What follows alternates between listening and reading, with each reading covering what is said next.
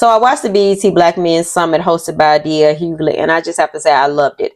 I love the topics. I love the conversation. I love listening to the interviews. I love listening to the voices of Black men. I love listening to their concerns and them speak on the reproductive rights and what it means to them. And it was really a great summit to watch, and I encourage anybody to go watch it. But Dia Hughley kicked the topic off talking about Harris's records.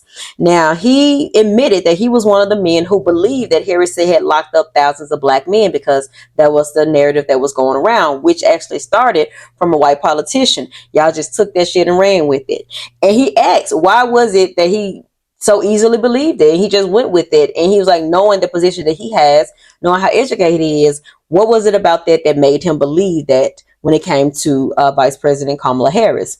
NAACP Derek Johnson responded and told him, fear. Fear is the most powerful tool when it comes to controlling our people. He said that politicians aren't trustworthy about a lot of Black people. You add, oh, she was a prosecutor. Oh, she got something close related to police officers. Guess what? We don't trust her. He said that was the fear that was put in place. Vic Mensa also said that he did the same thing. He believed the same thing until he did his research. And he went and he did interviews and he talked to Black men and asked for their opinions on what they felt about the misinformation and what they should do better. And just listening to those interviews was really good as well. And one guy said it's just street talk. When you don't know how to give people the right information and you know what words to spark outrage out of you, that's what's going to be what it is until they actually want to know differently or want to believe differently. Michael Ealy also raised a good point. He said, what gets me is that we're not talking enough about the blanket immunity that police officers will have if Trump becomes president. And it reminded me of Red Summer 1919. Now, this is when law enforcement and the government decided to not get involved when some of the most heinous acts were occurring in over 26 cities across America. Multiple attacks and race riots going off within those cities. The government, law enforcement, turned a blind eye. Listen to this. Many whites feared that the return of tens of thousands of Black veterans with experience living abroad and more significantly having received military training would be unwilling to resubmit to traditional political and social subjugation in the U.S. It also goes and says, this was the most violent incidents during the Red Summer of 1919 were not initiated by fringe white supremacist terror groups.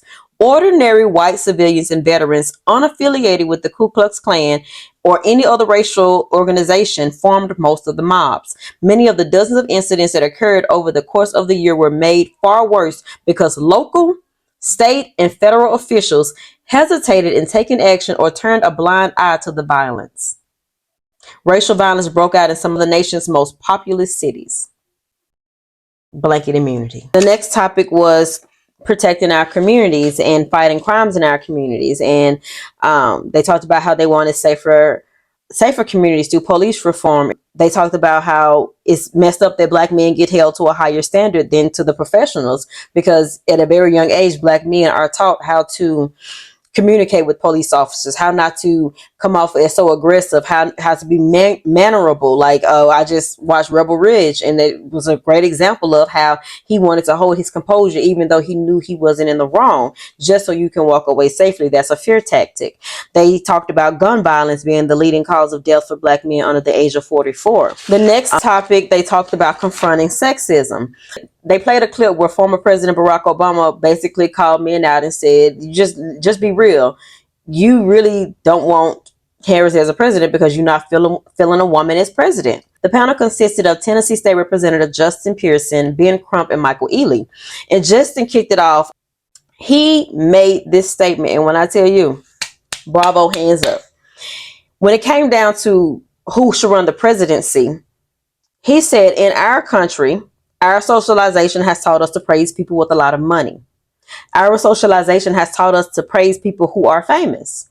Our socialization has taught us to praise people who can get a lot of women, who can say what they want and do what they want. And that's the image of a real man. That's the image of a strong man, a real leader, someone who can fire people at will. Years of socialization that has been the image of who America wants to lead us. It's a nationwide issue about the perception of hypermasculinity masquerading as leadership when in fact it was our mamas, grandmamas, and great-grandmamas who got us here. Huh, hallelujah.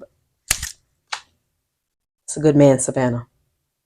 The next topic, they talked about the state of the economy. During the interviews in Georgia, one man said that if we are empowered economically, we can shift so many of our outcomes. Representative Stephen Horsford said that Trump lied about economic opportunity for Black people.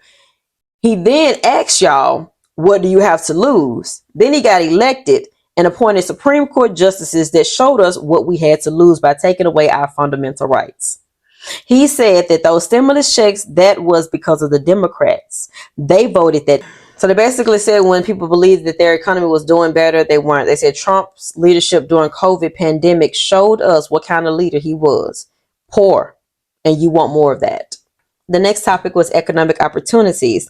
They talked about how Black men helped craft Vice President Kamala Harris' economic opportunity agenda for them. She ended up doing economic opportunity tours through Atlanta, Philly, and Detroit, and other places to listen to entrepreneurs and to listen to Black men who talked. They talked about wage issues. They talked about work wages and wealth and ownership economy. Stephen Horsford, which is the U.S. representative for Nevada's 4th congressional district, he was talking about the Black men equity through home ownership by giving them $25,000 down payment assistance, as well as for Black entrepreneurs. The Democrats, they did that during COVID, where they offered small business loans, forgivable loans during the pandemic to make sure that their business remained open.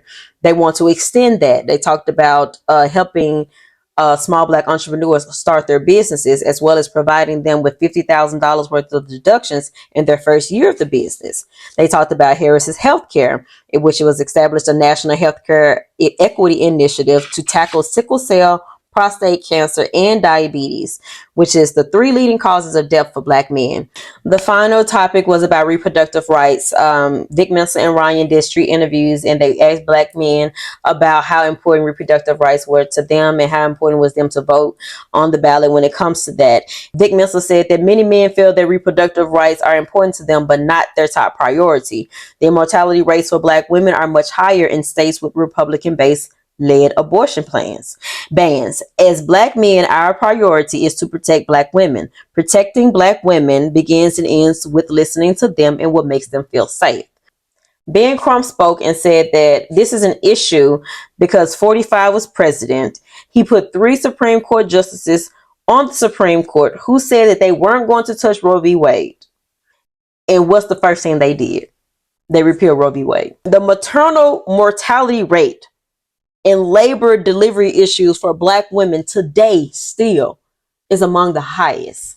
Spoke about Amber Thurman, which she is the first documented case due to the extreme abortion bans that actually resulted in her death, because doctors were so afraid that they would go to jail that they did not inform her family that what her body was going through, and she suffered for 20 hours. 20 hours. And then the last part they did was a call to action. Michael Ealy said we need to stop trying to romanticize elections. We have this expectation that we have to be in love with the candidate. The reality is we don't. We're facing an election for a democracy versus a dictatorship. One father, Khalil Thompson, spoke, and he said he wants his daughter to know that when she wakes up on November 6th, that this world is still fair. Mr. James said the famous Malcolm X quote, "The most unprotected person in America is a Black woman. The most disrespected person in America is a Black woman." I need y'all to vote.